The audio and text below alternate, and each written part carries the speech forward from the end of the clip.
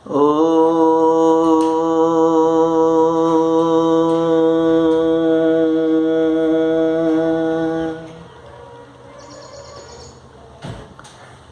सहनाववतु सहनौ भुनक्तु सह वीर्यं करवावहै तेजस्विनावधीतमस्तु मा विद्विषावहै। ओम शांति शांति शांति।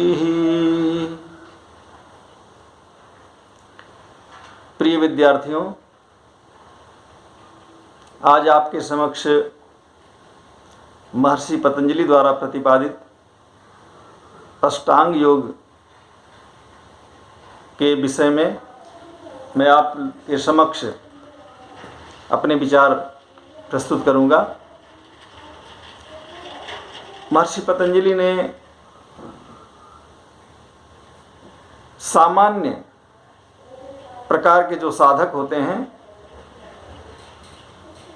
उनके लिए अष्टांग मार्ग का, अष्टांग योग का प्रतिपादन किया और मध्यम प्रकार के जो साधक हैं उनके लिए क्रिया योग का प्रतिपादन किया साधन पाद में, और उत्तम कोटि के जो साधक पूर्व में जिन्होंने साधना किया हुआ है उनके लिए समाधि पाद में योग के स्वरूप का, समाधि के स्वरूप का अच्छी प्रकार से प्रतिपादन किया है। किंतु हमारे विषय में, हमारे कोर्स में अष्टांग योग जो बीकेटी भारतीय ज्ञान परंपरा के अंतर्गत समाहित है, जो बीपीएड में प्रस्तावित है, पढ़ाया जाता है, उसको मैं आपके समक्ष प्रस्तुत कर रहा हूँ। अष्टांग योग में महर्षि पतंजलि ने साधक, सामान्य साधकों के लिए एक सीढ़ी के रूप में, जैसे किसी अगर छत पे हमें चढ़ना हो तो उसके लिए हम सीधे उछल करके नहीं जा सकते। यदि हमें सुरक्षित पहुंचना है छत पर तो हम सीढ़ी के माध्यम से सुरक्षित पहुंचते हैं। तो उनमें छत पर पहुंचने के लिए, अपने शिखर उच्चतम शीर्ष पर पहुंचने के लिए 8 योग के 8 अंगों का प्रतिपादन किया है। वो सबसे पहला जो योग का अंग या सीढ़ी है वो यम है, दूसरा नियम, तीसरा आसन, चौथा प्राणायाम, 5वां प्रत्याहार, 6वां धारणा, 7वां ध्यान और 8वां समाधि। तो यम जो साधक के हृदय की पृष्ठभूमि को उर्वरा बनाता है और साधक के हृदय में जो दया की भावनाएं हैं, अहिंसा की भावनाएं हैं, या सुहृदय जो बनाता है वो यम बनाता है। अष्टांग योग में यम से तात्पर्य है यमयन्ति निवर्तयन्ति यमाः, कि जो साधक को अधर्मोक्त कार्यों से हटा करके, कुमार्ग से हटा करके सन्मार्गी की तरफ निरंतर प्रेरित करती हैं, वो मार्ग यम है। और यम 5 बतलाए गए हैं: अहिंसा, सत्य, स्तेय, ब्रह्मचर्य और अपरिग्रह। इस यम के पालन से बतलाया गया कि जो मृत्यु के देवता यमराज हैं, जो यमों का पालन करता है उसको यमराज भी जल्दी लेने नहीं आते हैं। कहते मृत्यु पर वो विजय प्राप्त कर लेता है जो यमों का जीवन में पालन करता है। तो इसलिए यदि व्यक्ति को दीर्घ जीवन चाहिए तो उसको यम का पालन करना चाहिए। यम पर जो संयम कर लेते हैं, जो नियंत्रण कर लेते हैं, जीवन में निश्चित रूप से उनको सफलता मिलती है। और मृत्यु का देवता यमराज भी उनके पास जल्दी शीघ्र नहीं आता है। तो इसलिए इसको हम जीवन में पालन करें। तो सबसे जो पहला यम है वो अहिंसा है, कि हम अहिंसा वृत्ति को जीवन में अपनाएं। मन, वाणी और कर्म से किसी के प्रति भी हमारे अंदर द्वेष भावना ना हो, हम किसी को हिंसा ना पहुंचाएं। ये साधक के लिए अनिवार्य है कि वो मनसा वाचा कर्मणा अहिंसा वृत्ति को जीवन में धारण करे। और जब अहिंसा वृत्ति को धारण करेगा तो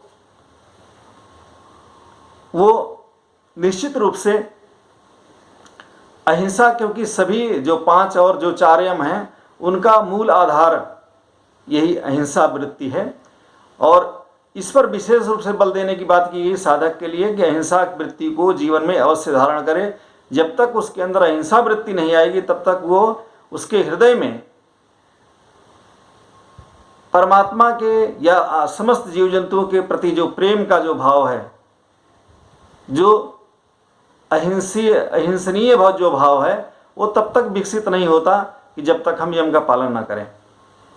तो हम साधकों के लिए विशेष रूप से बतलाया है कि हम सभी जीवों के प्रति हर प्रकार से मनसा वाचा कर्मणा द्वेष भाव को छोड़ दें और अहिंसा वृत्ति को धारण करें। हमारे अंदर जो हिंसा वृत्ति है, जो इसमें हमारे अंदर इसको जिससे ईर्ष्या भावना, द्वेष भावना, मोह, ये सब जो उत्पन्न होता है, कहते ये व्यक्ति के अंदर अहिंसा वृत्ति को दूर करता है। तो हम इन भावनाओं को यदि दूर करना चाहते हैं तो हमें अहिंसा वृत्ति को धारण करना पड़ेगा और हम किसी भी प्राणी को कष्ट न पहुंचाएं। किंतु यहाँ पर मैं एक बात निश्चित रूप से ये कहना चाहता हूँ कि हम ये जो अहिंसा का विवेचन किया जाता है, ये किया जा रहा है, ये योग साधकों के लिए किया जा रहा है। इस अहिंसा वृत्ति को हम राजधर्म में या उसमें क्षत्रिय के लिए ये अहिंसा नहीं होगी। राजधर्म में क्षत्रियों के लिए या सेना के लिए अहिंसा ये है कि अधिक से अधिक दुष्ट जो विरोधी राष्ट्र विरोधी तत्व हैं, आतंकवादी हैं या समाज में जो अराजकता पैदा करते हैं, दुष्ट वृत्ति वाले जो लोग हैं, उनका संहार करना ही अहिंसा है। यदि एक दुष्ट व्यक्ति के मार देने से अगर बहुत सारे सज्जनों की अगर रक्षा होती है तो ऐसे व्यक्ति को मार देना ही अहिंसा है, वो हिंसा नहीं कहलाएगी। इस दृष्टि को ध्यान में रखते हुए मैं गांधी जी की जो अहिंसा है उससे मैं व्यक्तिगत रूप से सहमत नहीं हूँ। मेरी दृष्टि में अहिंसा पूर्ण रूप से जिसका हम सार्वभौम महाव्रत के रूप में जिसको हम स्वीकार करते हैं, तो वो साधक के लिए ठीक है। एक किसान के लिए या गृहस्थी के लिए इसका पालन संभव नहीं है और उसको करने का प्रयास भी नहीं करना चाहिए। यदि वो इसको इस साधक वृत्ति वाले को अगर राजधर्म में या किसान अगर इसको करने का प्रयास करेगा तो समाज राष्ट्र हमारा सुरक्षित नहीं रहेगा। इसलिए इसको हम जरूर समझें कि अहिंसा जो है वो अहिंसा एक सेना के लिए, राजसिक व्यक्ति के लिए, राजा के लिए ये अहिंसा अलग है और एक योग साधक के लिए जो बतलाया जा रहा है ये अहिंसा अलग है। इसको हमें समझने की आवश्यकता है। यदि हम दोनों को एक जगह कर देते हैं तो उससे समाज में बहुत बड़ा हमारे लिए संकट पैदा हो सकता है। उसका उदाहरण सम्राट अशोक मौर्य, जिसने कलिंग का युद्ध वो किया, बौद्ध धर्म स्वीकार करने के पश्चात, अहिंसा वृत्ति को धारण के पश्चात उसके राज्य का पतन हो गया और परिणाम स्वरूप दूसरे लोगों का इस देश पर शासन हुआ। इसलिए मैं कहना चाहता हूँ कि जो अहिंसा है उसको हम योग साधकों के लिए जो अहिंसा है उसकी बात हम कर रहे हैं, तो वहाँ पर हम मनसा वाचा कर्मणा अहिंसा का पालन करें और किसी को भी कष्ट द्वेष न पहुँचाएं। ब्राह्मण के लिए, गुरु के लिए भी यही वो है कि जो लोग शिक्षक हैं, आचार्य हैं, गुरुजन हैं, उनकी भी अहिंसा यही है। लेकिन साधक के लिए यही है, लेकिन सेना के लिए अलग होगी। दूसरा फिर सत्य है। अहिंसा के बाद सत्य का नंबर आता है। सत्य यहाँ पर हम मनसा वाचा कर्मणा, जो चीज़ जैसा है, जिस वस्तु का स्वरूप जैसा है, उसको हम वैसा ही स्वीकार करें और वैसा ही कहें। वाणी से भी कहें, मन से भी स्वीकार करें, किसी प्रकार का हम छल कपट ना करें। किसी की यदि कोई लिखी कविता है, किसी का कोई गीत है, तो जिसका गीत है उसके नाम को बहुत सारे लोग क्या करते हैं कि जब स्वयं प्रस्तुत करते हैं तो उसके नाम पर अपना नाम लगा देते हैं। या दूसरे की कविता है और हम लोगों के साथ छल करने लगते हैं कि नहीं ये तो मैंने लिखा है। तो ये चीज़ अगर करते हैं तो ये छल के अंतर्गत आएगा। तो हम मन वाणी कर्म से किसी प्रकार का छल किसी के साथ ना करें। हम सत्य बोलें, जैसा है उसको वैसा ही सत्यवादी बन करके हम जीवन में कार्य करें। और लेकिन वो सत्य ऐसा होना चाहिए कि बतला के नहीं सत्यात परो धर्म, कहते सत्य के समान कोई दूसरा धर्म नहीं है। इसलिए हम सत्यवादी बने, लेकिन ऐसे सत्यवादी भी ना बने कि जिससे हिंसा हो जाए। उदाहरण स्वरूप, मार्ग में व्यक्ति जा रहा है और उसके सामने से गाय जो है, गाय उसके सामने से किसी मार्ग पर दूसरे रास्ते पर चली गई और पीछे से आकर के कसाई जो उसको काटने के लिए ले जाने वाला है, यदि वो आकर के पूछता है कि गाय किधर गई, तो वहां पर उस गाय की हत्या से को बचाने के लिए यदि हम उसको दूसरे मार्ग पर अगर भेज देते हैं कि नहीं गाय दूसरी तरफ गई, तो ये बचाने का जो भाव है ये भी अहिंसा के अंतर्गत ही आएगा।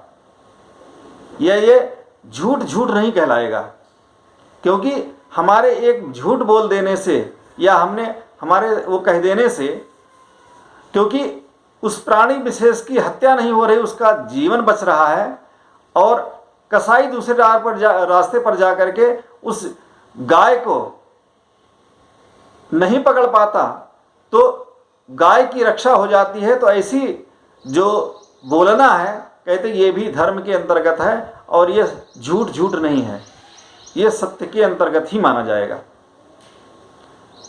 दूसरी बात, हम सत्य जो बोलें, हम ऐसा सत्य बोलें, कहा सत्यम ब्रूयात प्रियम ब्रूयात न ब्रूयात सत्यम अप्रियम। सत्य तो बोले हम, लेकिन सत्य बोलें, प्रिय बोलें।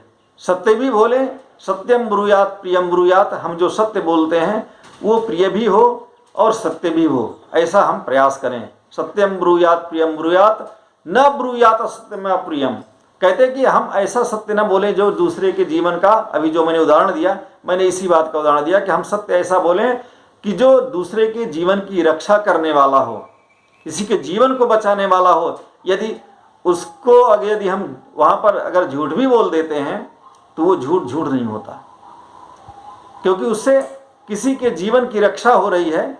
इसलिए ऐसे सत्य को भी धर्म के अंतर्गत माना गया है कि इसको हम आपद धर्म में ले सकते हैं कि इससे हमारे बोलने से, इसी प्रकार का वहां पर भी उदाहरण दिया गया महाभारत में युधिष्ठिर के लिए। अश्वत्थामा मारा गया, नरोवा कुंजरोवा, वहां पर भी इसी प्रकार की बात की। अश्वत्थामा तो मारा गया, लेकिन वो नर है या हाथी है ये मुझे नहीं पता है, ये जो है युधिष्ठिर जी ने बोला था।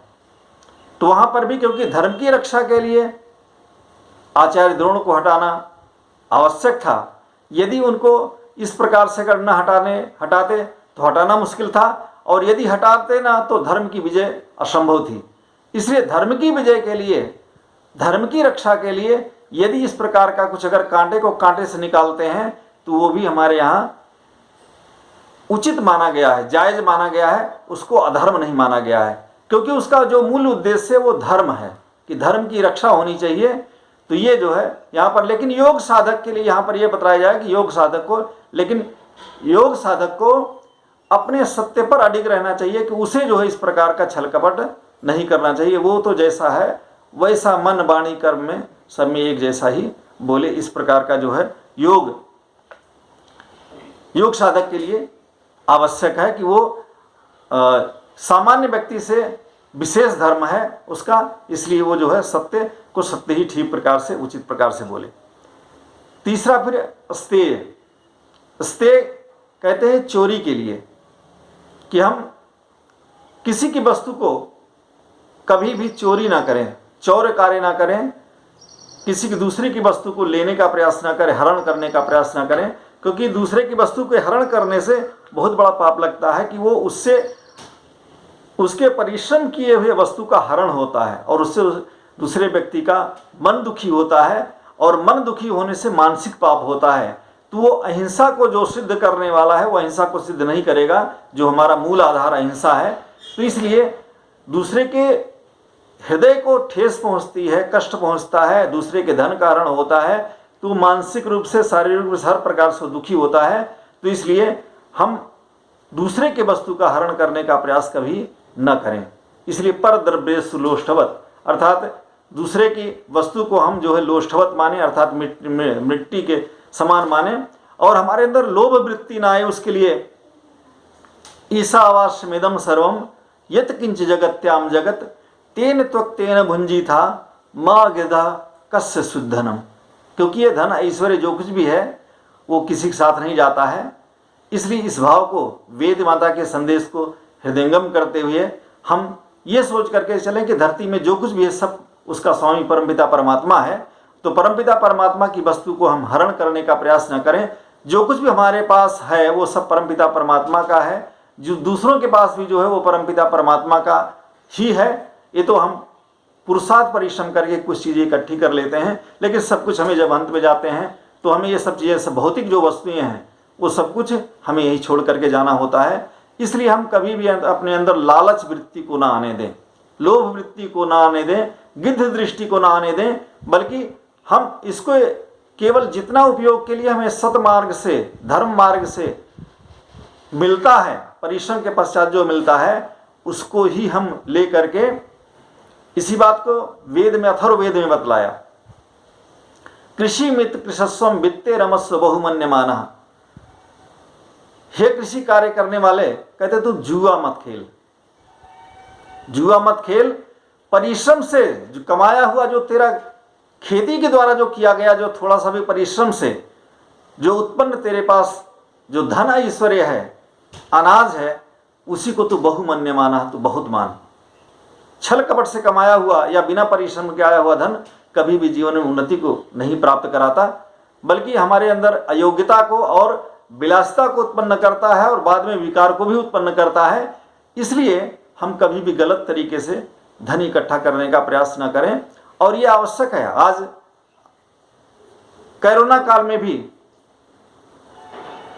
कल बात चल रही थी कि लोग बड़े बड़े डॉक्टर होकर के, बड़े बड़े अधिकारी होकर के, लोग, सरकार ने गरीबों को बांटने के लिए दिया और उसको वो अपने तरीके से दुरुपयोग कर रहे हैं, या उसको नहीं बांट रहे हैं, या जो है राशन विक्रेता जो हैं उनको सामान भेजे गए गरीबों के लिए और गरीबों को ना पहुंच करके कहीं और जो है बेच दिया जाता है। तो ये नैतिक पतन का ही ये इसी का एक दुष्प्रभाव है कि हम उस चीज़ को ना समझ करके अस्तेय वृत्ति के, अर्थात क्योंकि हमारे अंदर जो लालच वृत्ति है, या हम क्योंकि वेद के संदेश को नहीं मानते हैं और नहीं जानते हैं, उसी कारण से ऐसा करते हैं। यदि वेद की बात को हम समझते तो हम समझता इस प्रकार का कोई भी कार्य न करते, क्योंकि जब हमारे साथ कुछ जाना नहीं है तो क्यों हम किसी के भाग को, किसी के हिस्से को हम क्यों हरण कर रहे हैं।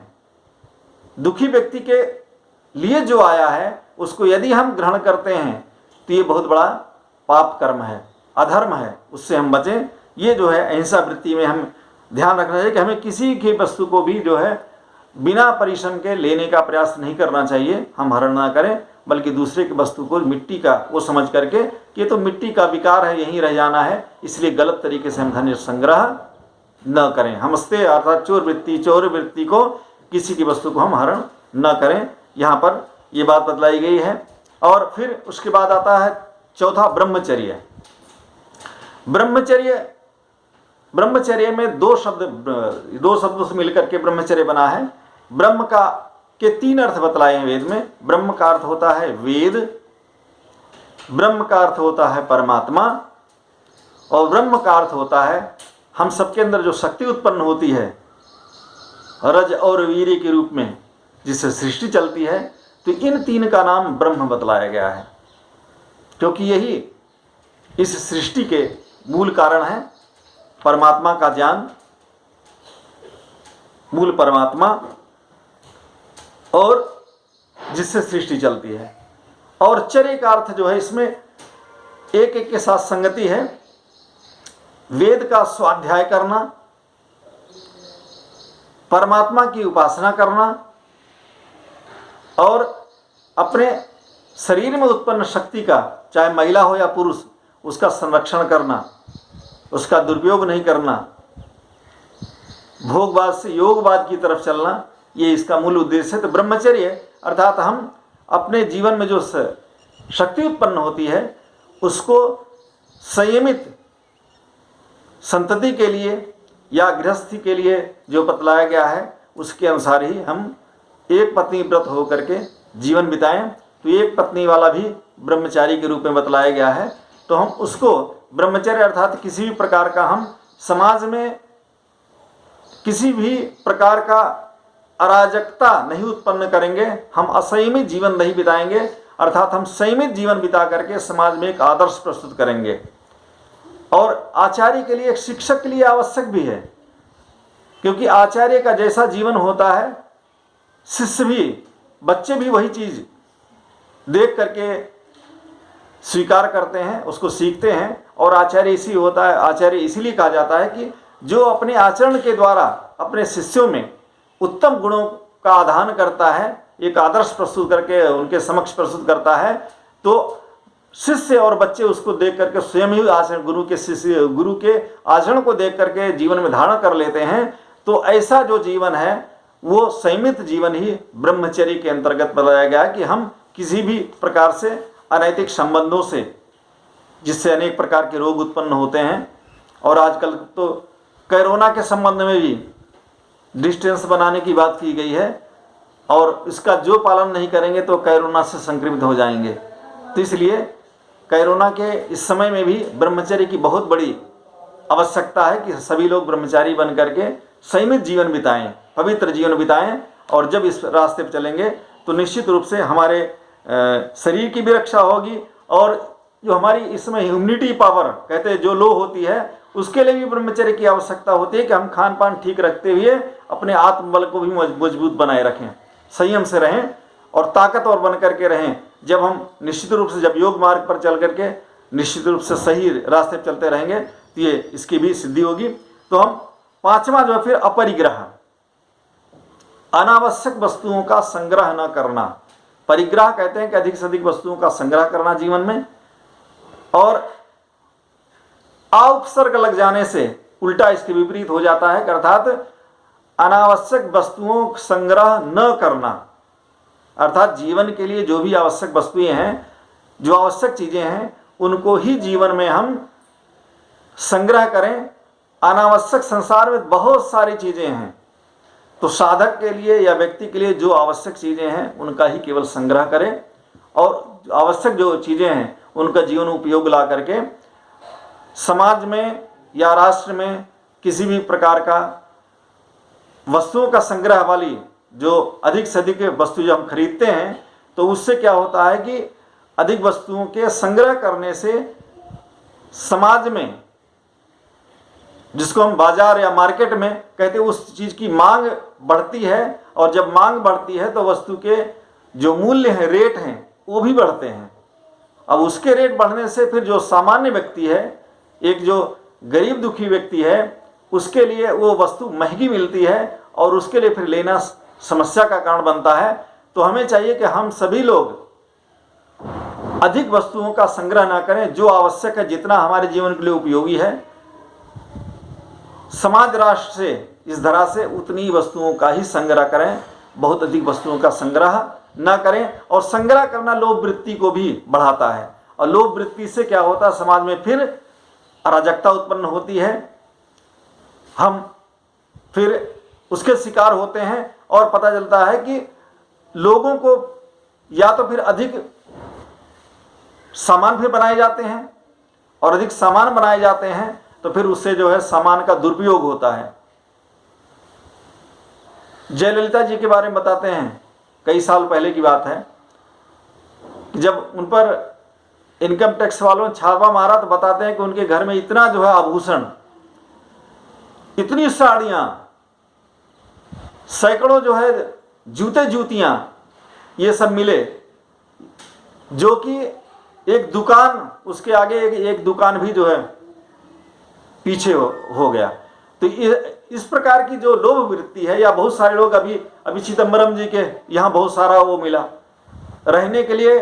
एक केवल सुनने में जानकारी में आया कि उनका केवल एक बेटा है, और उनके जो है 12 देशों में जो उनके मकान हैं, बहुत सारी जगहों पर प्रॉपर्टी खरीद रखी, जमीन खरीद रखी, बहुत सारा उनके पास हीरे जवाहरात बहुत सारे हैं, अरबों की संपत्ति है, अरबों खरबों की, बेटा एक है।